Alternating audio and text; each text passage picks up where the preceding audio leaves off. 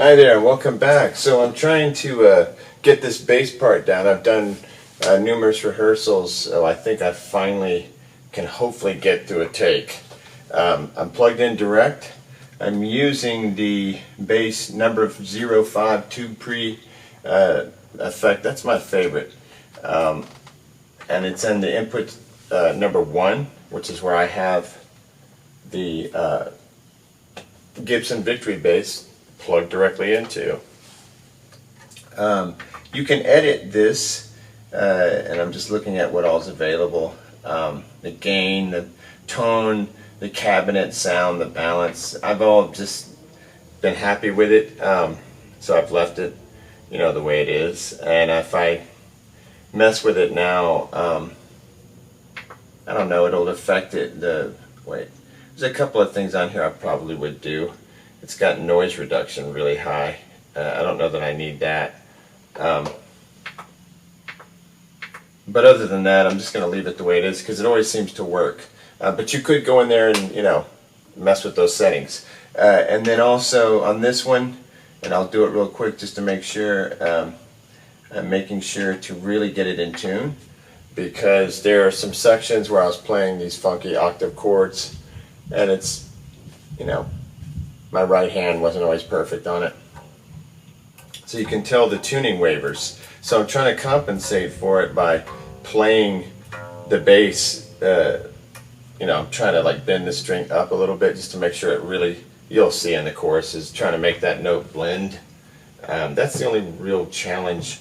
I've been working on this part for a long time because distractions and whatnot, but I didn't want to start recording it until I was ready, and at first I was playing the part with tape on my fingers, and I only had to do that for like two days, and since then it's made my fingers a lot stronger. So if you play bass and get a part going, it'll make your guitar, you'll have better calluses for guitar, because this thing is really will give you some calluses quick.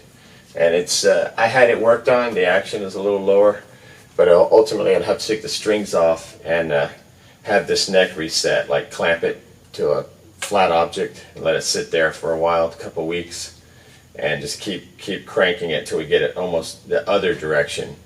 Then put it back on the guitar and readjust, the truss rod at that point. Because right now the truss rod's maxed. But I don't mind it. I just know that it would be perfect if I did that. I can play it, and it plays so much better than it has up until this point. Oh. Okay, so I'm playing with a pick because I'm not really a real bass player. And I've got this in the parallel setting, so it's thicker, fatter. Yeah, this only has one pickup, so it's like a coil split type deal. So when you go the other way, it's cleaner and lighter. Come back up, I guess it's getting both coils on this humbucker, or whatever this is. It may not be a real humbucker, but one is in parallel, one is in series, sorry. Okay, so over on Pan EQ, I'm making sure the fader is at 100, and you hit that button over here, it's to the right of the track button.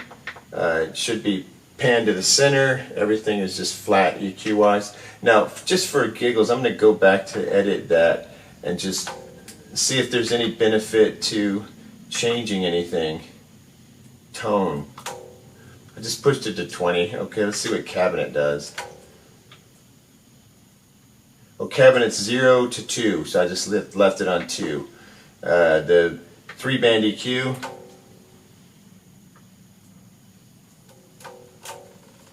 I just put it on 5, and I'm going to leave everything else the same.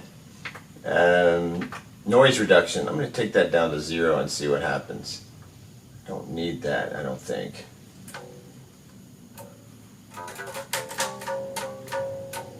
Yeah, I just like things with no noise reduction typically. I don't understand the point of it. When I'm going directly in, there's no amp or serious noise.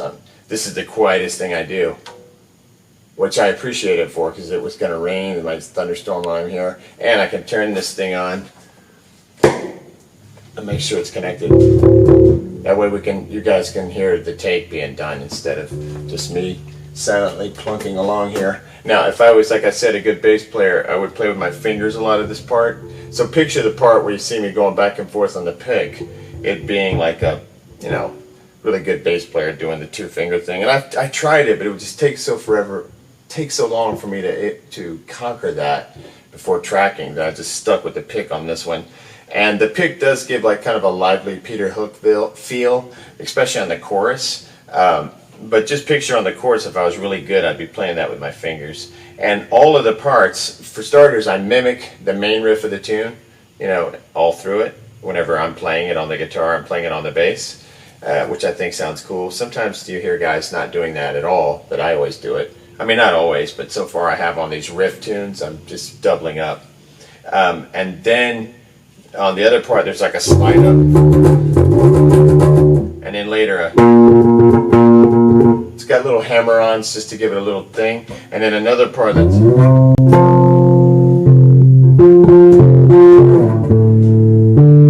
So if I was really good, I'd play with my fingers and I'd have that kind of plunky feel. This kind of has like a tighter, like sort of, you know, post-punk feel.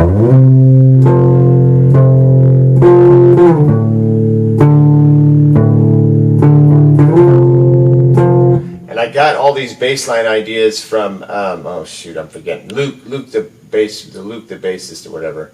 The Luke the bass pro, a nice guy has all this cool stuff in there. And it was how to play basic blues, you know, parts, like the kind of Steve Cropper type stuff.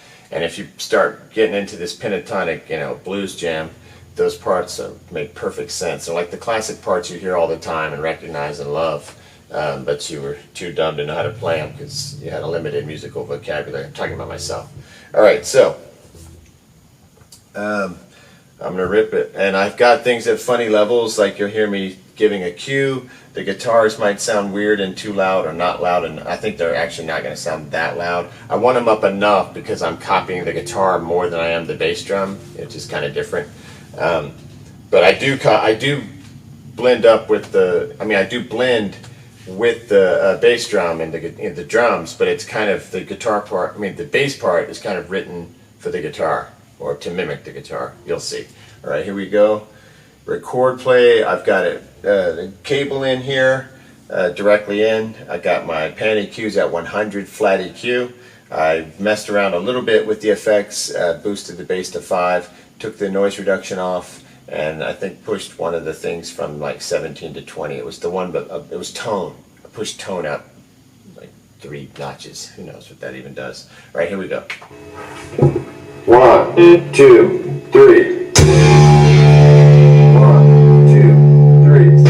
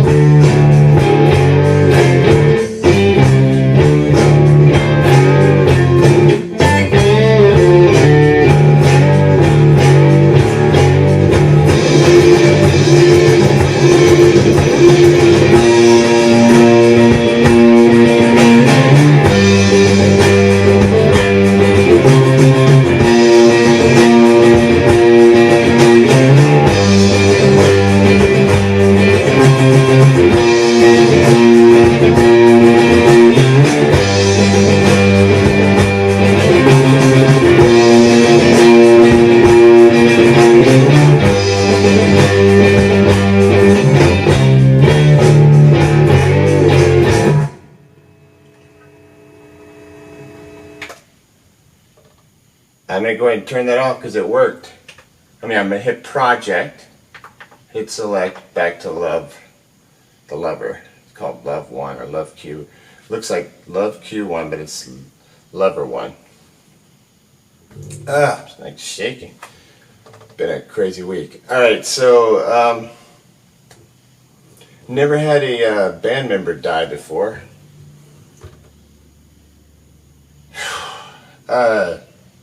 Okay, so I think that could have been a take. Let's just see. I'm tired. I've been playing this a lot, and this part, so I'm kind of surprised that I may have gotten it. It may suck, but I have been playing it a lot. Alright, so let's just kind of isolate the bass when we play it back here. I'll pull everything down pretty low. We don't need my Q voice anymore, so I'll turn that off. That adds some weird sounds too. It's like these chinkling noises. Let me take the drums down several notches. Let's just see what happens when I play it back. It may take me a minute to get it right.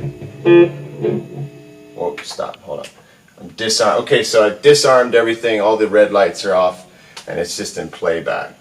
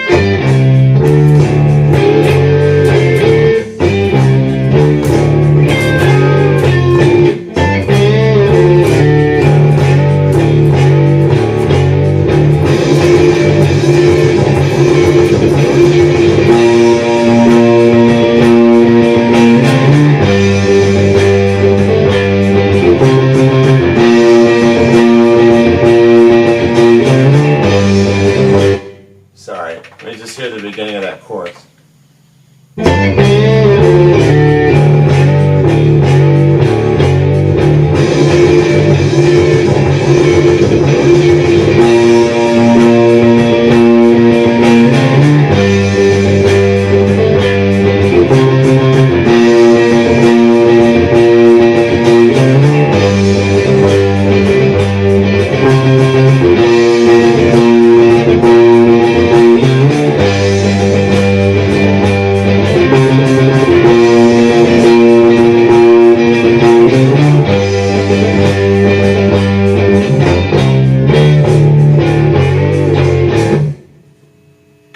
Okay, I think that's going to add some righteous, deep nastiness. It feels like, ooh, now, like let's just listen real quick to like a little rough mix. Now, The only thing I'm going to do post-production wise, and I won't even bother capturing it on camera, because there's a whole bunch of videos on how I do this, and it's gotten so simple. Essentially, I'm going to attach the cable to the computer, turn it on, hit the tool here. The tool is, it'll say USB. Sorry. You go to USB and you hit reader, and then when you got it attached, you'll see the icon on your computer. Click on it, and then I drag the bass track. It's like, let me see what number it is. So to find that out, you go to track. It's mono 10, 010. So I take mono 10, drag it into Audacity, it opens up. I look at the track, make sure it's not distorted or anything. If it's like super hot and it's just in a couple spots, I'll pull that down 3 dB and retrack if it's too much.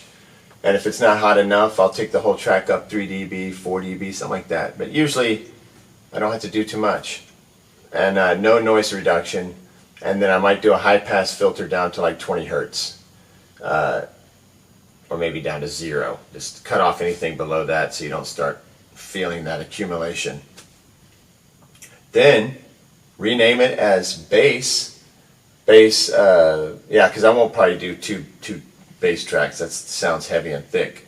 I won't have to double it, so it'll just be called bass.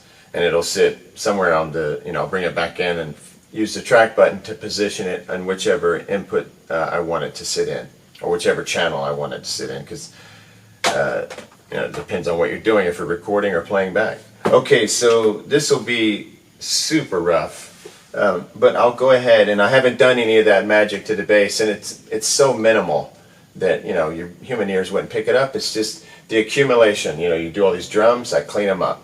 Do guitars, clean it up. The high pass, bass drum, and then just try to get a clean signal without all the muck. In each track, you clean it up one at a time. You don't do it at the end. At the end, it does weird things. You don't want to do it once you have the entire mix. You don't want to high pass the mix. You want to high pass each track, and it'll keep the garbage out. It really does. Like, there's an accumulation of sound that makes it sound more and more amateur.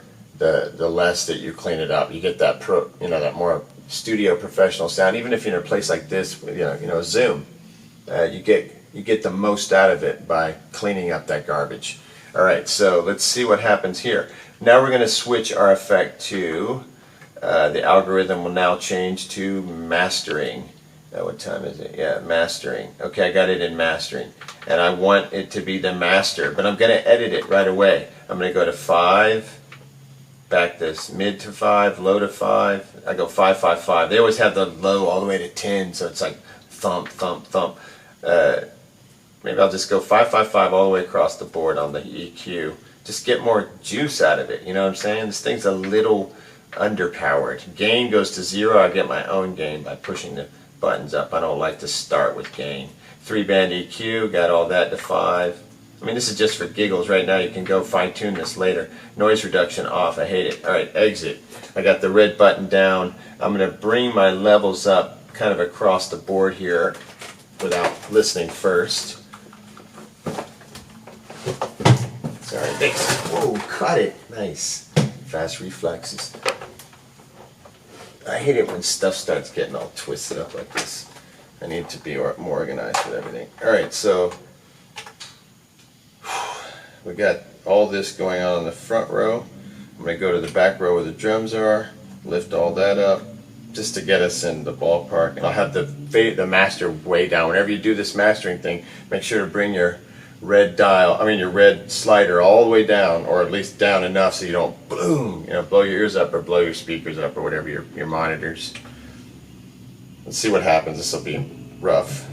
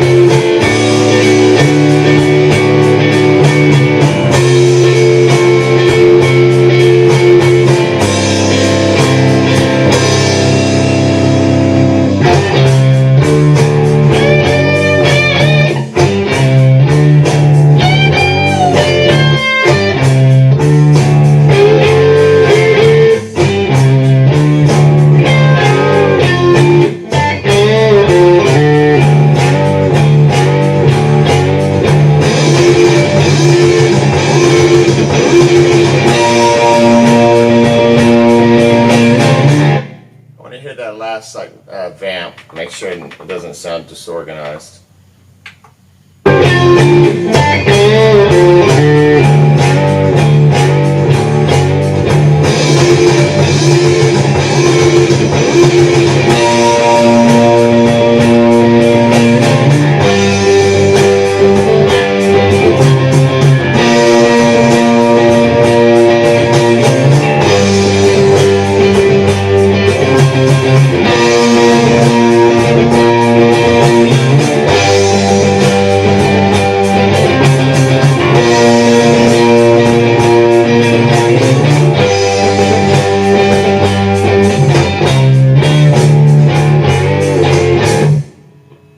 That's pretty thick, pretty heavy. I'm digging it. And I don't see any reason to continue playing my Gibson Victory bass.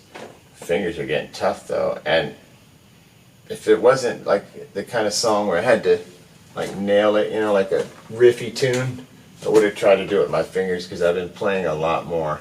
And I'm considering taking this thing in and getting the neck, you know, just really dialed in because such a great bass. I'm like really falling in love. I've always liked it and thought it was cool to have it, but now I'm like really getting into it. It's just big, heavy, badass piece of wood.